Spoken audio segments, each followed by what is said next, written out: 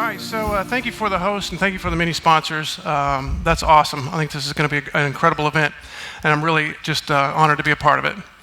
All right, Breckenridge, Texas. Anybody been there? Anybody heard of it? Okay. Breckenridge, Texas is sprouted up from the oil boom in North Texas. And it's one of these small towns where people knew each other. You could wave at each other, as you pass each other down the street. At one point, it was said that there was an oil derrick on every corner. Not so much now, of course, but there is still an oil derrick that's working right in the middle of the playground at the only elementary school in town.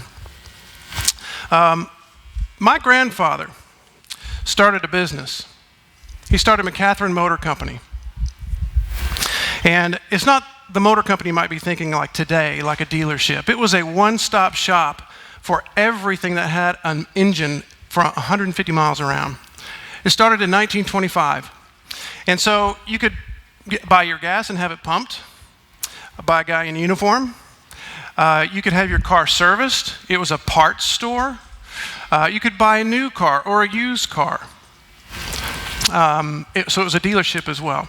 And in the very back of that dealership was a really small office. And in that office was his desk. And on that desk, there were always three things.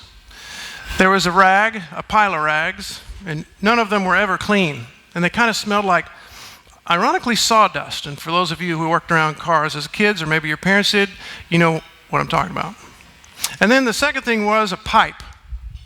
And I never saw him smoke this pipe, but I always smelled that vanilla and sweet orange that kind of fill the office, and you never knew where it came from until I got my hands on this as a little kid. And the last thing was a box. This box. And one of the last times I saw my grandfather, I asked him, "Hey, Granddad, what's in that box?" And he looked down at me through these glasses parked on his end of his nose, and he says, "Oh, that right there, boy, well, you see, that's where I keep my customers." "Yes, sir, I used to have all of them up in here, but eventually, as I got to know their stories, one engagement after another over time, I just got to be too much. So I just wrote stuff down on cards and pieces of paper and whatever I could find. And well, by the time you see now, it's stuffed full of things. These are my stories. These are my customers. These are more than customers. These are my friends." Yeah, let me show you an example, like real quick here. Like this, this here's Mr. Marty. Now, he was a youngster when he came to know me and become my customer. He had this farm up north, and he brought a brand new tractor, and he was so proud of that thing, so I made sure I jot that down. So next time he comes in, I'll be sure to ask him about it. Now, he had these two knucklehead sons. They were twins, and they wouldn't sit still for nothing. Every time they'd come in, they'd break a spark plug or get in the grease bucket or something. But one thing I discovered about them through their stories, you see, is they loved baseball. So I went down to the store and I bought me a big box of baseball cards. And now every time they come in, well, I'll just dole out a couple of cards, and that keeps them occupied while I can have a good, engaging conversation with their dad. Let's see, there's another one here. Mrs. Stubblefield. Now, Mrs. Stubblefield and her husband, they were with me from the very beginning. They were. A couple of years ago, Mr. Stubblefield passed away. He became ill. And ever since then, Mrs. Stubblefield comes in once a month like clockwork. Now, she doesn't have a clue what she's asking for when she comes in here every month. You can set your calendar by it, but that's for sure. But I think what happened was her husband probably told her to come over to McCathren Motor Company once a month. Because I think he knew that there'll be something more than her automobile that needed attention. And we were friends. A story that I discovered about her was that she loved daisies. So every now and then when she comes in, like I said, it's like clockwork, I have some daisies ready for her just to make her day. So hopefully she leaves here, McCathren Motor Company, not feeling like she's by herself, even though she may be alone. Yeah, this box means a whole lot to my business, boy. It's a key to my success. I'll tell you something else. From the very beginning, I wanted this whole place to be different. I remember when the newspaper came in, they did a story about me. I told them McCathren Motor Company wants to be about one thing. We want an all the year round spirit of Christmas. Huh? How often do you hear that these days, huh? Something like friendliness and goodwill. Goodwill. Now that's a key term right there that you should study up on. Efficient, prompt, unselfish service to everybody. But I remember we used to pull out the cars from this showroom here, and we'd have civic activities one after another. I wanted McCathren Motor Company to be where everybody comes together and engages with each other.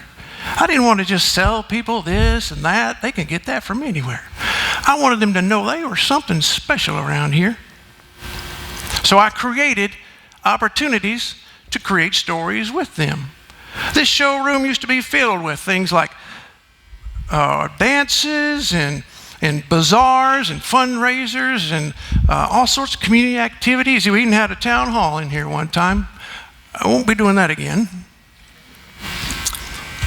And I'll tell you, time after time, eventually those people became so endeared to McCathren Motor Company that it really is true. What is endearing is enduring.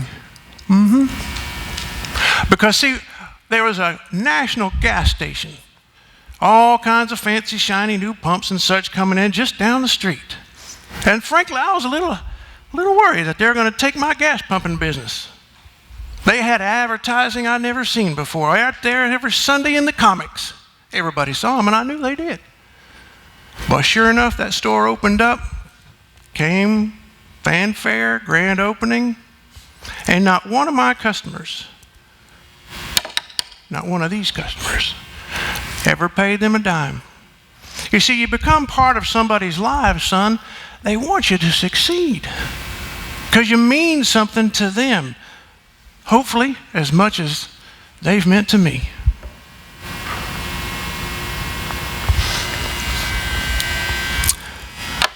My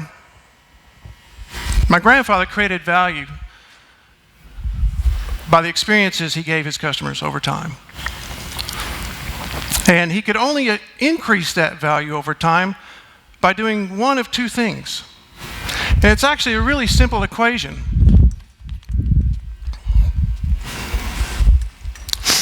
You can create value one of two ways. And we all like value, right? We want value for the money we spend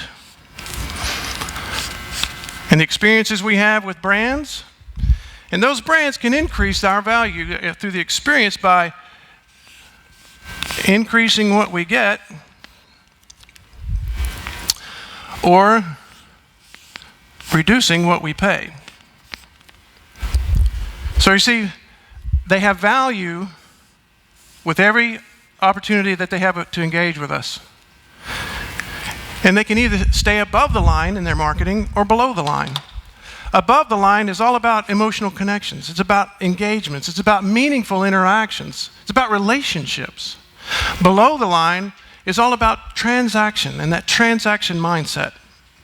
Now, unfortunately, my industry, the fast food industry, are practicing professionals in below the line marketing.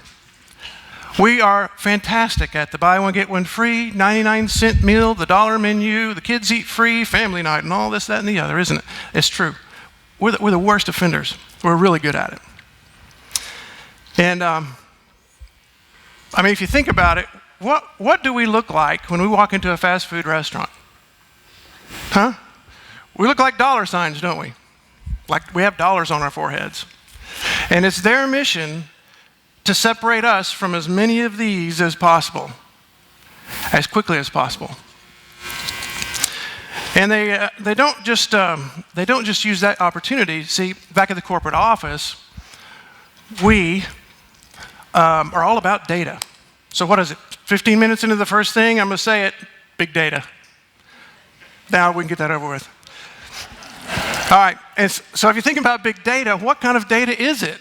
It's transaction data, most of the time, right?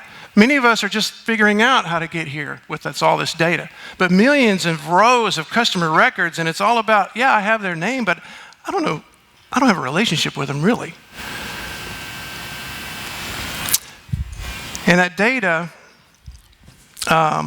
is used to equip us to win the battle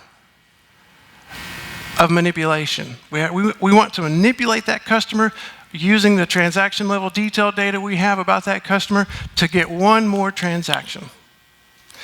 And we spend a lot of time and resources trying to do that. And for some reason, we call that loyalty. How did that happen? Well, sometimes loyalty isn't always what it seems. And especially with today's marketing techniques and technologies, it's easy to fall into that trap. But sometimes what may appear to be marketing, or loyalty rather, really isn't. Let's look at a dog. What could be more loyal than a dog? How could anybody argue? Look at that sweet girl. She was out in front of that stoop all day long. My wife and I were shopping, going back and forth. And I'm sure she was waiting for her master. We never saw him or her come home. But that dog was going to wait there because that dog is loyal. It's the picture of loyalty. A dog, right? We think it looks like loyalty, sounds like loyalty, must be loyalty. Or is it? I grew up the youngest of 5 boys. There was 5 years between each of us. And by the time I got to the age where I could have a pet, my parents were so sick of dogs and cats and rabbits and turtles and chickens and squirrels, things that weren't even alive that were kept in cages, I'm not sure why, that my chances for a pet were, I was done. There was just no luck in the pet department for me. And I remember when I was 7 years old, sitting outside my house on my green Schwinn Stingray bicycle with the Easy Rider handlebars, the big banana seat, and the sissy bar. Anybody with me? And I look down the street and I see this dog coming down the way. And I didn't think anything of it, but then it dawned on me. I'm like, wait, he's coming here, and I don't think I see any tags on his neck. You thinking what I'm thinking? I rushed into the kitchen, I opened the pantry, and I shoved Cheetos and pretzels and gum and peanut butter, everything I could find that I thought that dog would like. Rushed back out there to meet him, and sure enough, he was right there at my bike, and I start giving him all this food, and I'm like, no way, this is awesome, I've got a dog, I can't wait till my mom comes home. Well, so once you have a pet, what's the first thing you do? Got to give it a name, right? So I named it what every 7-year-old in the early 1970s would have named their dog. Evel Knievel. Evel Knievel was a stunt guy on a motorcycle. He jumped. So. So I thought, man, this is awesome. And I was so proud. And then I looked down at that dog, and he was licking his chops, and the food was gone. And he was looking up at me like, come on, pantry boy, where's the rest of the stuff? It's you and me forever. You better take care of me. And oh no, I'm going to lose him. I thought this is not a good time. This is not a good sign. We might just be parted. As soon as we made friends, we're gone. And no joke, across the street, I saw a guy going house to house. And he dropped off a little box, and then he went to the next one across the street, and he dropped off a little box. Well, being 7 years old, of course, I went right to the house behind him. And it's a true story. He was distributing samples of Alamo dog biscuits. So, again, you thinking what I'm thinking? I ran inside and pulled that pillowcase out of my giant NFL pillowcase and started tracking behind him about 5 houses. And he'd put one down, I'd pick it up. He'd put one down, I'd pick it up. So that lasted about a block and a half until I couldn't carry anything more in my pillowcase. And I got back to that dog and opened up, and he loved it. And I thought, oh my gosh, nothing shall separate a boy and his dog. And that was true for about a week. And I ran out of dog biscuits. And you know what happened? The dog left. I never saw him again. Isn't that sad? But see, we didn't have a relationship. We didn't have a history. The dog stayed around for what? The rewards, the biscuits, things that made him happy. So what may look like loyalty in a dog, what could be better? Man, it turned out to be stray dog loyalty. That as soon as I ran out of the rewards, the treats, the points, the bonuses, the badges, the deals, the discounts,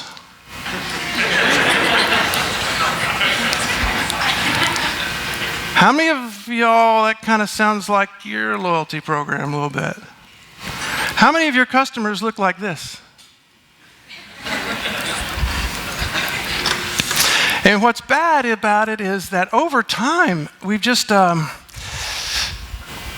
existing below the line in that transaction mentality, it really kind of creates a codependent relationship between our brands and our customers. It's happened at Chick-fil-A before, where we get we need the customer to need the deal. Why? Because we need that transaction. Because our industry, probably your industry too, isn't measured on emotional intelligence. It's measured on transaction intelligence. We get measured on, well, how many units did we sell? How many seats did we book? How many tickets did we sell? What's our sales of this product? And it's by transaction information, not emotional IQ. The other thing about creating loyalty is it becomes a numbers game. And we become really, really great at spending a whole lot of time and resources, really smart people, spending a lot of time and resources figuring out how to sort of manipulate that transaction. And because it's a numbers game, if we lose one number, it's okay, because as transaction marketers, I got another customer that looks just like the one before waiting to come, right? Y'all are going to have dreams about these tonight, aren't you? And the cycle continues. Transaction after transaction, quarter after quarter, year after year. We got to come up with more clever and clever ways to figure out how to fill this leaky bucket we call loyalty. Oh my gosh, how did it get to this point? What happened? Well, what I think happened was, over time, we moved from this box to this box.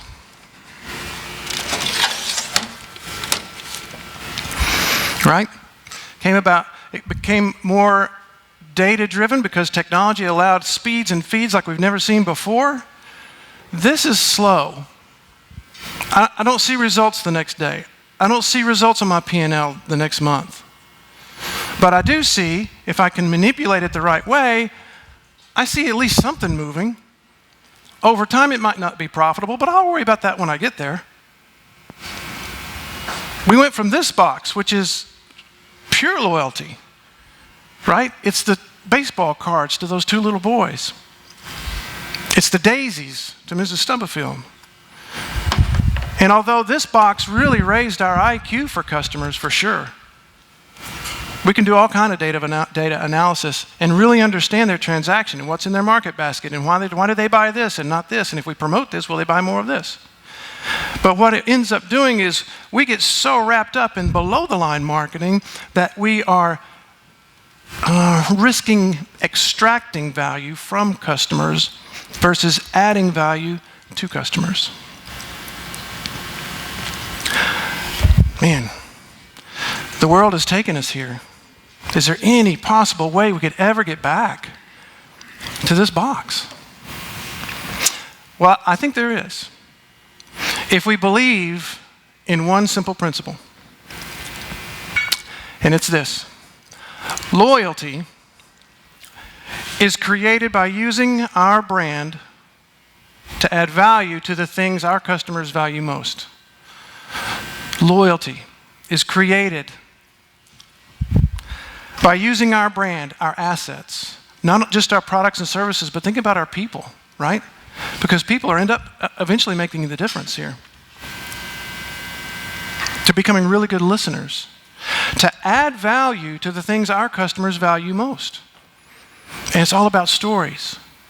Stories are where those things that they value come to life. Stories are where we discover the things that are meaningful to our customers. But we just have to ask. We have to engage. right? And that means we got to get smart about this and not so much concentrate and live here, right?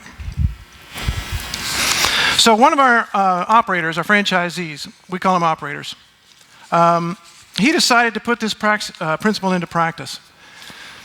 And he had the typical kind of fast food play going with a family night every now and then, where he did have 99-cent kids meal with the purchase of an adult combo. Right? Oh man, because why? He was counting his customer count at the end of the month. And that got more customers in. But what did they leave with? With that experience, did they leave with an emotional connection? Did they leave with a stronger relationship? Or were we extracting value from the parents by discounting the child's meal? You see? But he had a change. He believed this principle, and he created Daddy-Daughter Date Night. If you're from Atlanta, you may have heard of it. But he wanted to create an upscale event where dads could spend meaningful time with their daughters, adding value to the things the customers value most, right? So one of the cool things he did was create an online reservation system where a customer could go online and fill one of 700 available spots for that night in 15-minute increments throughout the night. And he opened it about a week and a half before the event, and he was hopeful, oh man, I hope it fills up by the time the event comes. I hope a week and a half's enough time.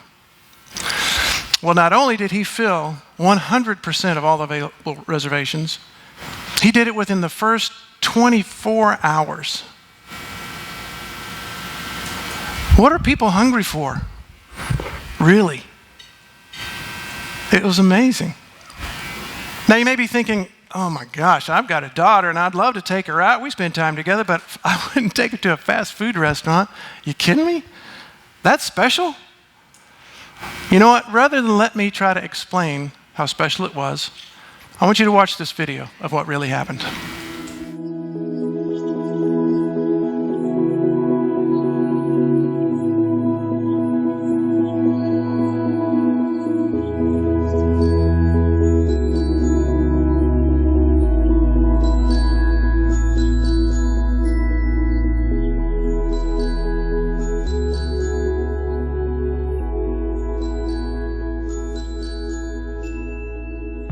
When I walked in the door, it was an amazing sight. There's, of course, so many people, but I'm really impressed at the detail this Chick-fil-A has gone into this night. The decorations, the pink tulle, and the balloons everywhere. The tablecloth, the flowers, the little candles on the table. They've got a limo service taking it around the shopping center. The folks that are coming up, the staff, they're waiting on us hand and foot, and it's 5-star.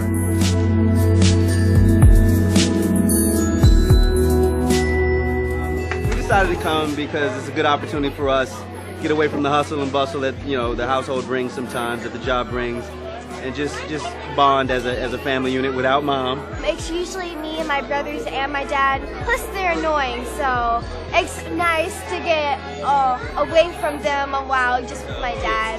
As life goes on and time changes things and she gets older, I think it's these times that's going to make a difference. As a family, this night means a lot about spending time with each other. We live in such a busy, fast-paced society. It's good to slow down a little bit and spend time with her. Kids need that quality time.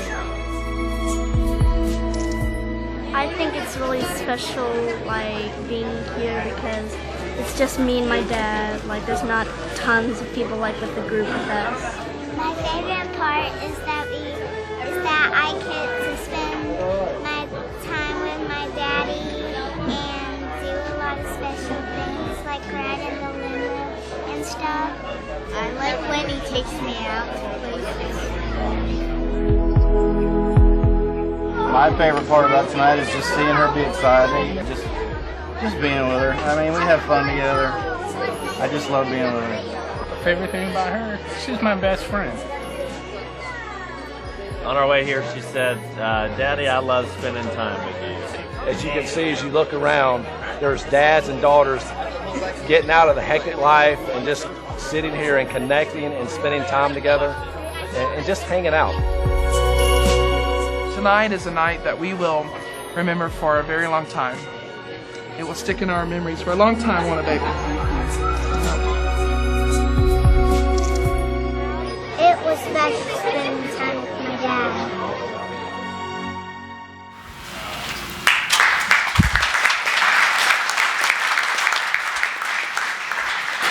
All right, dads. Looked pretty good, didn't it? Moms out there? That looked really good. In fact, moms are the ones that made most of the reservations for the dads. And what do you think was not going to happen when we got dads across the table for daughters? Conversation, right? We're not real great at that. So they did something else that was really cool. They had a placemat for the dads that had questions for the daughters. And a placemat. That's right. The answers. And the daughters had questions for the dad, and she could write her answers so that they could take that home and remember that evening. And the questions were like, for the dad to ask the daughters, like, what's your favorite color? What's your favorite animal? What's your favorite part of the day and why? And for the daughter, it's like, hey, Dad, what were you like when you were my age? And it was, dads, just dads for a second. Come on, right here. How special would our daughters feel if they knew that their dad knew their anything special or their anything favorites? All right, next on Dr. Phil. All right, here's the deal. We got a lot of comments back. In fact, we sent out a survey, and instead of getting like the typical 2 to 3% response rate on a survey we send out, we got 87% back from dads about this event. And this following comment is typical about the sentiment. Thank you for setting up a special night for Juliana and me. I would have never done anything like this on my own, but you've given me every reason and a super easy way to spend time with my toddler on a, listen to this, regular basis. Were we thinking one transaction here? Were we thinking one night? Cash register rings, that's good, we're done, on to the next day? No way, man. This engagement leads to loyalty. That's what he's talking about. In the words of the customer, no more excuses. Next. You'll see us back often. See us back often? Creating lots of transactions? No. Creating lots of memories together over the years. Parenting may just be a bit easier thanks to you helping us enjoy the simple act of spending time together. Amazing, isn't it? So we couldn't leave moms out, so we created what we call Mother-Son Date Night. Mother-Son Date Night is the opportunity for the sons to treat their moms like princesses. Their future wives will thank them someday. Opening the car door for them, taking their arm, walking them across the red carpet, opening the door for them, seating them, placing her napkin, placing an order for her. Guys, we're fast food. We sell chicken. If it works for us, it can work for anybody. Now, I know what you might be thinking. Well, sure, it might work for everybody, but I don't see my customers like retail guys do. All right, I'm a B2C, I'm a B2B, maybe in a different industry completely. What is it? How am I going to apply this principle? Well, I don't have any advice for you. I don't have any suggestions, except one. And that is to just start thinking differently.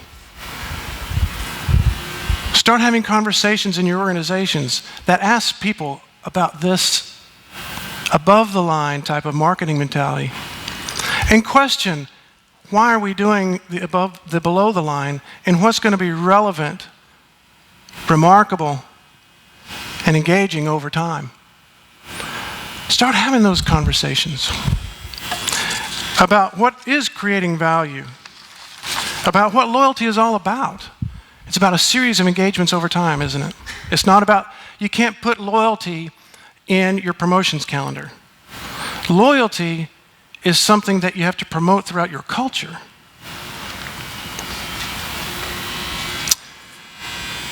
It's about thinking outside the box. outside this box and thinking inside this box. This one is about meaning. That one's about metrics. This is about relationships. This is about records. This is about emotional connections. This is about transactions. This one is about extracting value from our customers. And this one is about adding value to our customers. So here's the question. Who is going to have those conversations in your organization? Who's going to usher in that next evolution of getting back to real, pure loyalty by making meaningful, above-the-line interactions over time? Is it you? Is it you? Is it you? You see, son, one more thing about this box here is not one of these pieces of paper in here made me $1. Not a quick dollar, that's for sure. But I've been in business over 50 years. I never knew I could be so profitable in two ways. One, what I take to the bank, and one, what stays in my heart. So fulfilled as a businessman, I could have never imagined anything so wonderful should have happened to me. And I leave this business now knowing that I had an impact, not just on the bottom line, but on everybody in this box. You see, boys, it starts with stories. Stories are how you discover what they value. And if you pour value into what they value most, you got a customer for life. The funny thing about stories, boy, everybody's got one. All of your customers, all of your customers, and all of your customers. Every person has a story, like a book. We just got to open it and read it.